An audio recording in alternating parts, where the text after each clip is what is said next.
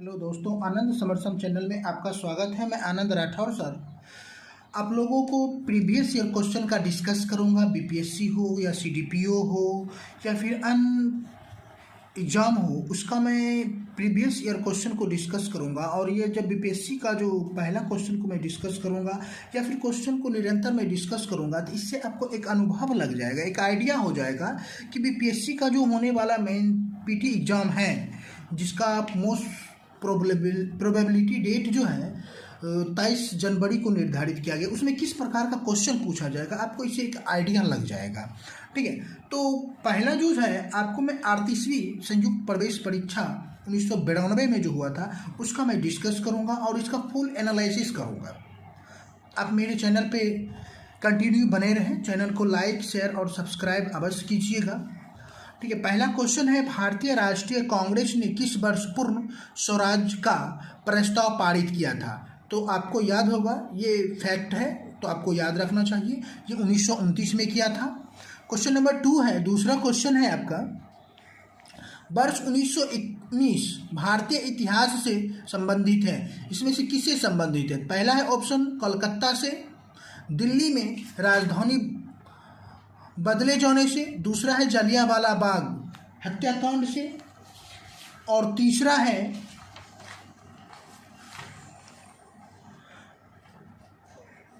बंगाल विभाजन से, चौथा है खिलाफत आंदोलन से। तो इसका आंसर होगा जलियांवाला बाग हत्याकांड से। तो उस समय हुआ क्या था, पंजाब के अमृतसर में जलियांवाला एक बाग था, यानी बागीचा था, उसमें 13 अप्रैल 1919 को लोगों ने सभा का आयोजन किया था। उस सभा में जो है जनरल डायर 13 अप्रैल 1919 को उन सभी निहत्थों पर गोलियां बरसाई और उसमें से कई लोगों की मौत हुई। इसी घटना को जलियांवाला बाग हत्याकांड कहा जाता है और ये इसी से संबंधित है। अगला है, वंदे मातरम गीत का रचनाकार थे? पहला ऑप्शन है बिक्रम चंद्र चटर्जी, दूसरा है सरोजिनी नायडू, तीसरा है रविंद्रनाथ टैगोर, चौथा है जयशंकर प्रसाद। देखिए, आप वंदे मातरम लिखा हुआ है तो आपको लग रहा होगा रविंद्रनाथ टैगोर, ये आंसर गलत होगा। इसका होगा आंसर बंकिम चंद्र चटर्जी, विक्रम नहीं सॉरी, बंकिम चंद्र चटर्जी है। तो इसमें क्या हुआ था इसको आप समझ लीजिए। क्वेश्चन नंबर 3 है, बंगाल के ये साहित्यकार हैं बंकिम चंद्र चटर्जी। इन्होंने आनंद मठ यानी 1882 में नमक एक उपन्यास को लिखे थे। उपन्यास में वंदे मातरम जो लिखा गया था उसमें वही भारत का राष्ट्रीय गीत बन गया था। और जब भी राजनीतिक कहीं बातें होती थी, ठीक है, तो इसको उद्घोषण किया जाता था। तो इस गीत को सर्वप्रथम 1896 में भारतीय राष्ट्रीय कांग्रेस का 12वां अधिवेशन कलकत्ता में गाया गया था। ध्यान रखेंगे, इस टाइप का क्वेश्चन आने की बहुत ज़्यादा संभावना होता है। क्वेश्चन नंबर 4 को डिस्कस करेंगे। पाकिस्तान का अलग राज्य आंदोलन का नेतृत्व किसने किया था? पाकिस्तान का अलग राज्य, ठीक है, पाकिस्तान का अलग राज्य आंदोलन जब शुरू हुआ था तो इसका नेतृत्व किसने किया था? तो पहला है ऑप्शन आगा खां, दूसरा है नवाब सलीमुल्लाह, तीसरा है लियाकत अली खां, चौथा है मोहम्मद अली जिन्ना। ठीक है, तो आपको पता होगा कि पाकिस्तान का मांग बढ़ चढ़कर मोहम्मद अली जिन्ना ने पूर्ण रूप से खुलेआम करना शुरू कर दिया था। ये कैसे हुआ था इसको जानिएगा। जब लॉर्ड डफरिन के समय में भारतीय राष्ट्रीय कांग्रेस का स्थापना ए.ओ. ह्यूम ने 28 दिसंबर 1885 को किया था। इसका पहला अधिवेशन बम्बई में हुआ था और इसका अध्यक्ष थे सर व्योमेश चंद्र बनर्जी। इसी अधिवेशन में जो है इसका मांग हुआ था। भारतीय राष्ट्रीय कांग्रेस का स्थापना कब हुई? भारतीय राष्ट्रीय कांग्रेस का स्थापना कब हुई? तो 1885 में हुई थी। ठीक है, इसका स्थापना किसने किया था? इससे पहला क्वेश्चन में आंसर है इसका ए.ओ. ह्यूम ने। अगला है, कौन से प्रसिद्ध भारतीय नेता सीमांत गांधी के रूप में जाने जाते हैं। ठीक है, प्रसिद्ध नेता की बात करता है। पहला है खान अब्दुल गफ्फार खान, दूसरा है अब्दुल कलाम आज़ाद, तीसरा है नेताजी सुभाष चंद्र बोस, चौथा है मोहम्मद अली जिन्ना। ठीक है, चौथा है मोहम्मद अली जिन्ना। तो इसका आंसर होगा खान अब्दुल गफ्फार खान। अगला क्वेश्चन नंबर 7 में देखिए, द्वितीय विश्व युद्ध के समय ब्रिटेन का प्रधानमंत्री कौन थे? आप हमें कमेंट करके बताइएगा प्रथम विश्व युद्ध कब से कब तक हुआ था। ये बात कर रहे हैं द्वितीय विश्व युद्ध की, और उस दौरान जो है ब्रिटेन का प्रधानमंत्री कौन थे? तो पहला ऑप्शन है क्लीमेंट एंटली, दूसरा है एंथोनी इंडेन, तीसरा है विंस्टन चर्चिल और चौथा है हेराल्ड विल्सन। तो इसका आंसर होगा सी, विंस्टन चर्चिल। ठीक है, जब द्वितीय विश्व युद्ध हो रहा था ना, तो उस दौरान में जो है इंग्लैंड के प्रधानमंत्री थे विंस्टन चर्चिल और अमेरिका के राष्ट्रपति थे फ्रैंकलिन डी रूजवेल्ट। इसको दोनों को याद रखिएगा, अमेरिका के राष्ट्रपति थे फ्रैंकलिन डी रूजवेल्ट। जब सेकेंड वर्ल्ड वॉर शुरू हुआ था तो मित्र राष्ट्र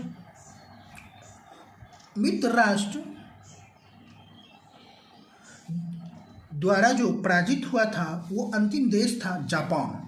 ठीक है, जिन्होंने अंतर्राष्ट्रीय क्षेत्र में द्वितीय विश्व युद्ध में सबसे बड़ा योगदान यूएन किया था और उसके बाद से ही यूएनओ का स्थापना हुआ था, जिसे संयुक्त राष्ट्र संघ के नाम से हम जानते हैं। अगला क्वेश्चन नंबर 8 में देखिए क्या लिखा है। क्वेश्चन नंबर 8 में है सीन नदी। देखिए, जबकि सीन नदी लिखा है, ध्यान दीजिएगा, सोन और सीन दोनों में फर्क है। एक और क्वेश्चन मिलेगा आपको कभी, सोन नदी, यहाँ है आपको सीन नदी किस नगर से होकर बहती है? किस नगर से होकर बहती है? पहला है लंदन से, दूसरा है पेरिस से, तीसरा है रोम से, चौथा है फ्रैंकफर्ट से। तो इसमें याद रखेंगे सीन नदी जो है यह पेरिस से होकर बहता है और हमारे यहाँ सोन नदी बहता है।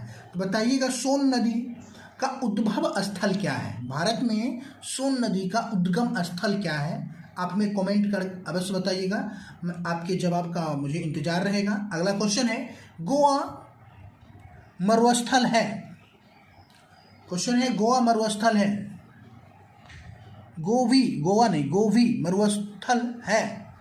नंबर 1 चीन में, नंबर 2 पश्चिमी अफ्रीका में, नंबर 3 दक्षिणी ऑस्ट्रिया में और चौथा है दक्षिणी अमेरिका में। तो याद रखेंगे ये जो है चीन में है। फैक्ट है, इस फैक्ट को याद रखना बहुत ज़रूरी है। स्वेज नहर जोड़ती है, किस किस को जोड़ती है? भूमध्य सागर को लाल सागर से, दूसरा है भूमध्य सागर को कैस्पियन सागर से, तीसरा है लाल सागर को हिंद महासागर से और इनमें से कोई नहीं। तो इसका आंसर होगा भूमध्य सागर को लाल सागर से जोड़ती है। क्वेश्चन नंबर 11 में है बिहार राज्य अवस्थित है निम्न देशांतर के मध्य। किस देशांतर में बिहार राज्य स्थित है? पहला है लगभग 84 डिग्री पूर्व से 88 डिग्री पूर्व, दूसरा है लगभग 80 डिग्री पूर्व से 84 डिग्री पूर्व, तीसरा है लगभग 80 डिग्री पूर्व से 88 डिग्री पूर्व और चौथा है इनमें से कोई नहीं। तो याद रखेंगे इसका होगा लगभग 84 डिग्री पूर्व से 88 डिग्री पूर्व। देखिए, अब इसको बारे में थोड़ा सा जान लीजिए। बिहार से झारखंड जब अलग हुआ था, ठीक है, तो उस समय का ये इसको निर्धारित किया गया था।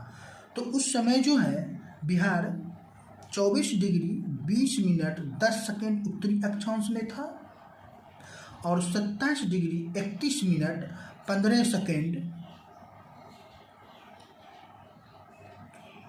से लेकर के 27 डिग्री 31 मिनट 15 सेकेंड उत्तरी अक्षांश, और उसके बाद 83 मिनट 19 डिग्री 50 सेकेंड पूर्वी देशांतर से लेकर के 88 डिग्री 17 मिनट 44 सेकेंड पूर्वी देशांतर के मध्य में निर्धारित किया गया था, जब बिहार से झारखंड अलग हुआ था उस समय। ठीक है, इससे बिहार झारखंड संयुक्त की नहीं है ये। अगला है क्वेश्चन, बिहार में साक्षरता का स्तर है लगभग, बिहार में साक्षरता का क्या स्तर है। ठीक है, तो ये जो है क्वेश्चन नंबर 12 है, साक्षरता का क्या स्तर है।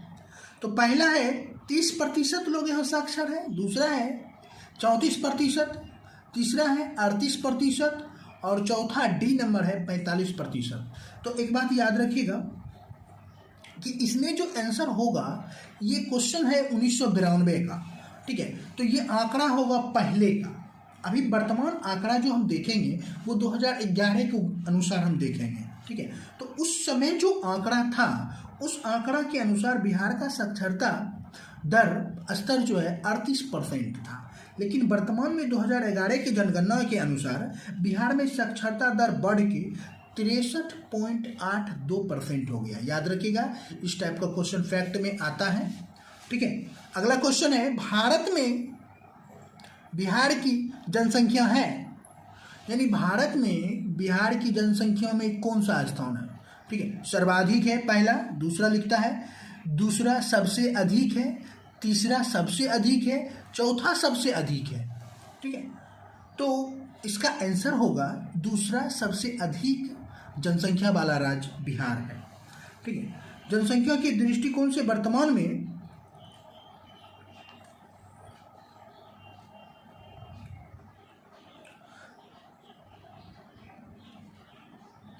में जो है बिहार उत्तर प्रदेश और महाराष्ट्र के बाद तीसरा सबसे बड़ा राज्य, तीसरा सबसे बड़ा राज्य होगा, सी आंसर होगा 13 का, तीसरा सबसे बड़ा राज्य है। अगला क्वेश्चन नंबर 14 है, देखिए, मुंडा जनजातियां अधिकांशतः बसी है, कहाँ पर बसा हुआ मुंडा जनजाति अधिकांश कहाँ बसा हुआ है। आप लोगों को मुंडा से एक बात याद आता होगा, बिरसा मुंडा। ठीक है, और जैसे ही बिरसा मुंडा आएगा, ठीक, बिरसा मुंडा आएगा तो बिरसा मुंडा जो है, देखिए इस ऑप्शन में देखिए क्या लिखा है, मध्य प्रदेश, उत्तर प्रदेश, असम, झारखंड, ये बिहार। लेकिन बिरसा मुंडा का जन्म जो है बिहार में, झारखंड में हुआ था। जिस समय जन्म हुआ था, ठीक है, उस समय बिहार और झारखंड संयुक्त राज्य था। अब बिहार जो है 15 नवंबर 2000 को बिहार से झारखंड अलग हो गया था। ठीक है, तो जिस समय जन्म हुआ था उस समय बिहार प्रांत में था, बिहार कहा जाता था झारखंड को, वर्तमान में झारखंड कहा जाता है। अगला क्वेश्चन होगा, निम्नलिखित भारतीय राज्य में लौह अयस्क उपलब्ध नहीं है, किसमें से लोहा का अयस्क इस सभी राज्यों में से उपलब्ध नहीं है। तो आपको ये जो क्वेश्चन है आपका ज्योग्राफी का है, और इसमें जो है आप खनिज संसाधन से आराम से कवर कर सकते हैं इस चैप्टर को, आप अगर पढ़े होंगे, ठीक है, या फिर पढ़ रहे होंगे तो। ठीक, तो पहला ऑप्शन है बिहार में, दूसरा है मध्य प्रदेश में, तीसरा है उड़ीसा में, चौथा है पंजाब में। तो ऑप्शन होगा इसका पंजाब।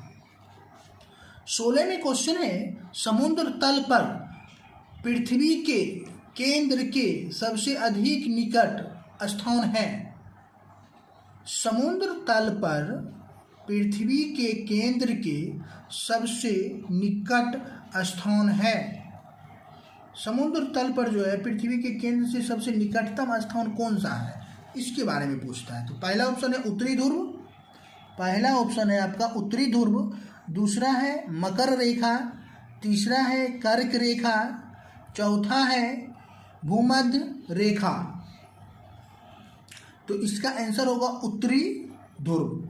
याद रखिएगा, उत्तर ध्रुव जो है आर्कटिक महासागर के पास स्थित है, आर्कटिक महासागर के पास स्थित है, और पृथ्वी का केंद्र के निकटतम भी है। ठीक है, इसलिए इसका आंसर यही होगा। अगला है बड़ी लाइन की दो पटरियों के बीच की दूरी होता है। देखिए बड़ी लाइन जो दो, पहले जो है ना 2 लाइन हुआ करता था। पहले एक छोटी लाइन, सबसे पहले जब अंग्रेज भारत पर शासन किया था तो रेल पटरी को बिछाया तो उसमें छोटी लाइन था, ठीक है। और तो छोटी लाइन जो था उसकी 2 पटरियों के बीच डिस्टेंस कम थी, लेकिन बड़ी लाइन जो है उसकी पटरी के बीच की डिस्टेंस थोड़ा सा बढ़ाया गया। तो उसी में आपको क्वेश्चन पूछा गया कि बड़ी लाइन की 2 पटरियों के बीच की दूरी होती है, मतलब ऑप्शन में दिया है क्या क्या होती है। पहले देखिए 6, 6.5 फीट, दूसरा 5.5 फीट, तीसरा 5 फीट और चौथा 4 फीट। तो इसमें होगा 5.5 फीट, यानी 5 फीट 6 इंच का होता है, ठीक है। और अगर मीटर में निकालिएगा तो वो होगा 3 फीट 3.3/8 इंच। और छोटी लाइन जो होता था जिसका मैं डिस्कस पहले किया था, छोटी लाइन में 2 पटरियों के बीच जो है दूरी होता था 2 फीट मात्र 6 इंच का, लगभग 2.5 फीट का ही दूरी हुआ करता था, ठीक है। अगला क्वेश्चन है टीपू सुल्तान ने अपनी राजधानी बनाई। पहला है श्री रंगपट्टम में, दूसरा है मैसूर में, तीसरा है बेंगलोर में, चौथा है कोयम्बटूर में, ठीक है। तो चौथा है कोयम्बटूर में, तो पहला इसका ऑप्शन होगा श्रीरंगपट्टम में बनाई थी। कला की गांधार शैली निम्न में फली फूली है। किसमें इसमें कला की गांधार शैली फली फूली? नंबर 1 है कुषाणों के समय में, गुप्तों के समय में, अकबर के समय में और मौर्य के समय में। तो इसका आंसर होगा कुषाणों के समय में, ठीक है। उस समय क्या हुआ था, गांधार शैली जिसको इंडो ग्रीक कहा जाता है, गांधार शैली का सर्वाधिक विकास कुषाणों के समय में हुआ था। और गांधार जो था इसका प्रमुख केंद्र था। सबसे पहले जो था गांधार में बुद्ध का मूर्ति का निर्माण हुआ था, इसको याद रखिएगा, ठीक है। गांधार शैली में सबसे पहले किसकी मूर्ति का निर्माण हुआ? बुद्ध की मूर्ति का निर्माण हुआ था। अगला क्वेश्चन देखते हैं, क्वेश्चन नंबर 20 में है operation blade board. Blade board सरकारी योजना है, ठीक है। पहला है पंजाब में उग्रवाद के आतंक को रोकने के लिए, उस समय का करंट अफेयर है ये। अगला है विद्यालय शिक्षा के राष्ट्रीय कार्यक्रम को सुधारने के लिए। अगला है लड़कियों की विद्यालय शिक्षा के सुधारने के लिए। और फिर है डी नंबर का ऑप्शन वयस्कों को साक्षर बनाने के लिए प्रोत्साहित करने के लिए, ठीक है। तो इसका आंसर होगा डी नंबर ही, वयस्कों के साक्षर बनाने के लिए, प्रोत्साहित करने के लिए। अगला क्वेश्चन नंबर 21 है 1990 का दादा साहेब फाल्के पुरस्कार दिया गया है। 1990 का दादा साहब फाल्के पुरस्कार किसको दिया गया है? तो पहला ऑप्शन है राज कपूर को, दूसरा है सत्यजीत रे को, तीसरा है अशोक कुमार को, चौथा है ए नागेश्वर राव को। तो इसमें याद रखेंगे चौथा होगा ए नागेश्वर राव को, ठीक है। अगला क्वेश्चन है 22 में चिपको आंदोलन है। चिपको आंदोलन क्या है? छुआछूत रोकने के लिए है, वृक्षों को बचाने के लिए है। पहला छुआछूत रोकने के लिए है, दूसरा वृक्षों को बचाने के लिए है, ठीक है। तो हमें ध्यान रखना चाहिए कि ये वृक्षों को बचाने के लिए है। तो इसमें हुआ क्या था, अमूमन उस समय जो था पर्यावरण को सुरक्षा के दृष्टिकोण से सुंदरलाल बहुगुणा के द्वारा यह योजना चलाया गया था कि उस समय जो था मतलब वृक्ष को काटता था तो उन लोगों जो है वृक्षों को रोकने के लिए, कटने से रोकने के लिए पौधे में चिपक जाते थे, पौधे को पकड़ लेते थे। और जब चिपक जाते थे तो इसलिए इस आंदोलन को जो था ठीक है, चिपको आंदोलन के नाम से जाना जाता है। तो आज यही 22 नंबर क्वेश्चन तक डिस्कस किया। ठीक है, मैं आशा करता हूँ कि आपको आज का डिस्कशन अच्छा लगा होगा। आप इस चैनल को लाइक, शेयर और सब्सक्राइब अवश्य कीजिएगा। दबा के लाइक कीजिएगा और चैनल को दबा के सब्सक्राइब कीजिएगा। थैंक यू, धन्यवाद, वंदे मातरम, जय हिंद।